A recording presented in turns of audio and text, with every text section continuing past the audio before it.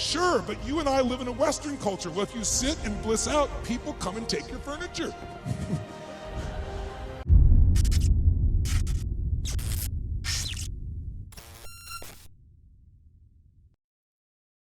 If you want a relationship to last, if you think it's coming to the end, do what you did in the beginning and there won't be an end. Because when you think it's the beginning, you behave differently than the end. The meaning we associate to things controls our entire lives. It's not that your mother or father died that's giving you suffering. Certainly that's painful. It's the meaning you think it shouldn't have happened. And when we take control of the meaning, it's the only thing we can control our lives. We can't control events. And we're living now where technology is happening so rapidly. It's magnificent what it does for our lives. But we all know with that technology, our psychology is not developing as rapidly. And as a result, the world's changing.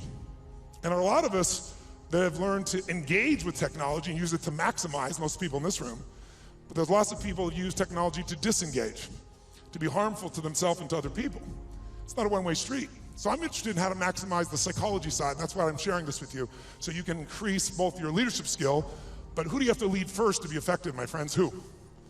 Yourself. And so good to see. What's controlling you? Well, what I'm focusing on is controlling me.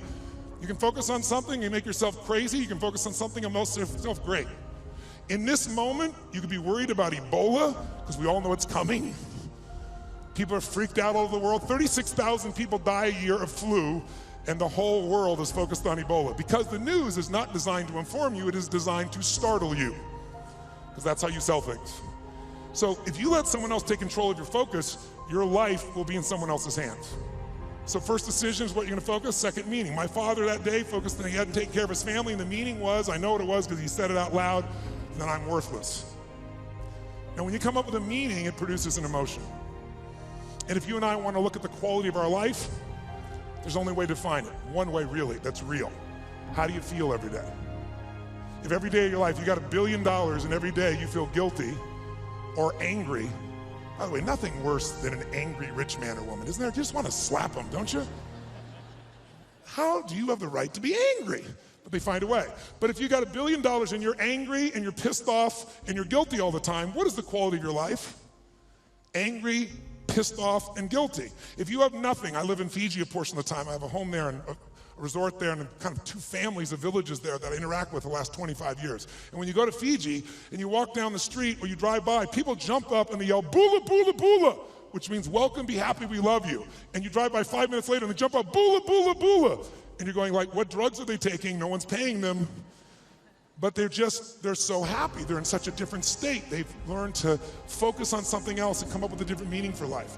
But if the meaning is it's the end, if the meaning is that you're dissing me, if the meaning is you don't care, whatever meaning we come up with, that affects the third decision, which is what am I gonna do? And what people do is based on the meaning, because the meaning creates emotion, right? You can be miserable no matter what you have, and you can be euphoric having nothing. We all know it's true.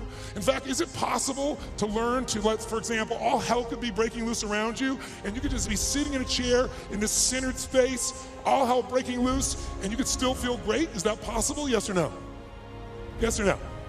Sure, but you and I live in a Western culture. Well, if you sit and bliss out, people come and take your furniture. So we have to be good at not only controlling the internal world, but our external world. And that's shaped by what we do. And what people do is based on their emotions and also their role models.